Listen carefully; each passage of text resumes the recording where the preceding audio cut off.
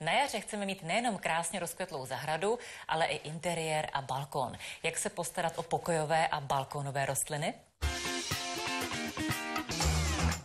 Květinami lze ozdobit téměř jakékoliv místo, ale nejčastěji si zdobíme venkovní parapety nebo balkony. A o tom, jak správně k tomu přistoupit, si dnes budu povídat s Ivou Leckou. Dobrý den. Dobrý den. Ivo, prozraďte, nad čím přemýšlet a čím se zaobírat předtím, než se rozhodnu si takhle zkrášlit právě venkovní parapet nebo balkon? Určitě je důležité v první řadě si uvědomit, na jakou stranu ten balkon nebo venkovní parapet mám, protože ne každá rostlinka zvládne prudké sluníčko, některé rostliny potřebují polostín nebo stín. Každá rostlinka není takhle nízká jako třeba tenhle muškát, některé dosahují i vyšších výšek. Když to necháme někde, kde nám může pršet, tak se zase rostlina bude se vyplavovat, nebo pokud třeba dáme truhlíky ke zdi, tak musíme myslet na to, že i ta zeď se rozpálí. Asi nejoblíbenější a nejčastěji používanou rostlinou jsou právě muškáty. S čím se dají zkombinovat? Tak můžeme zkombinovat muškáty třeba se šalvějí, cínií, můžeme přidat železníky, begonie, třeba v červené barvě nebo v oranžové barvě. Jak zvolit správný typ rostliny, to už jste nám prozradila. Teď nám ale prozraďte, do čeho a jakým způsobem můžeme sázet.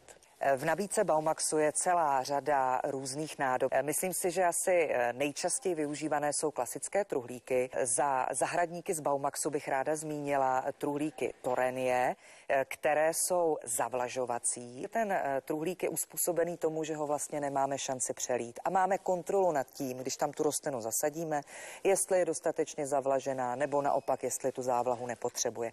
Čili ten určitě doporučuji, nebo pokud chceme opravdu vytvářet nějaké zajímavé kompozice, tak třeba bedínky, ty jsou velmi oblíbené.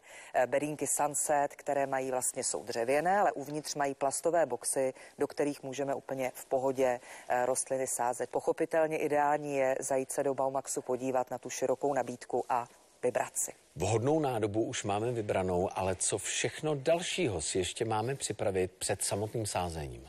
Tak určitě nádoba je základ, potřebujeme rukavice, potřebujeme lopatku. No a teď je důležité si uvědomit, jestli máme květináč nebo nádobu, do které budeme sázet a je tam drenážní otvor. Pokud tam není, tak je důležité tu drenáž do té nádoby vlastně umístit. Perlit, keramzit, může to být jemný štěrk, no a samozřejmě vhodný substrát. Já doporučuji určitě zahradnický substrát od Agra, který je určený právě pro balkonové rostliny. Je cenově dostupný, 20-litrový pytel stojí 95 korun.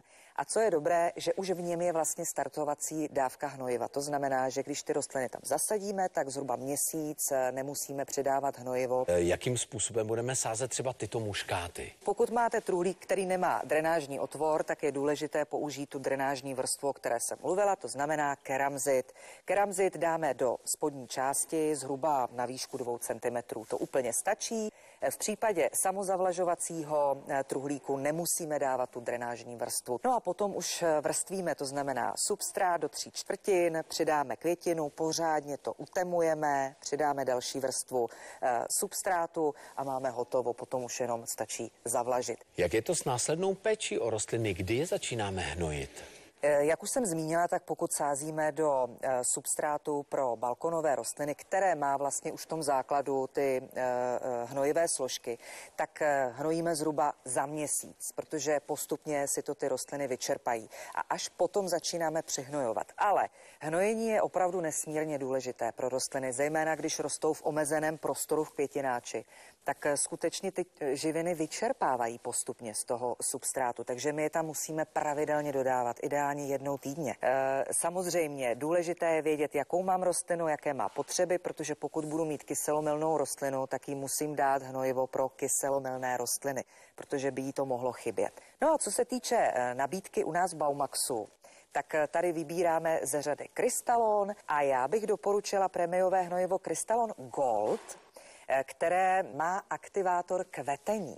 A je to hnojivo, které můžeme používat vlastně ke všem rostlinám, nejenom k balkonovým, ale i k pokojovým rostlinám můžeme to použít. Co když se mi ale na rostlinách objeví a přijdou tam nějaký nezvaní škůdci?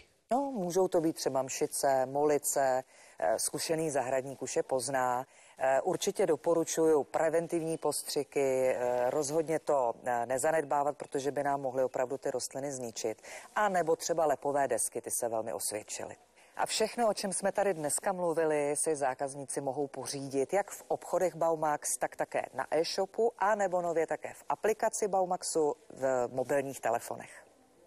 Ivo, já vám mnohokrát děkuji za návštěvu a budu se moc těšit na další rozkvetlé setkání. Díky moc. Já také děkuji a nashledanou.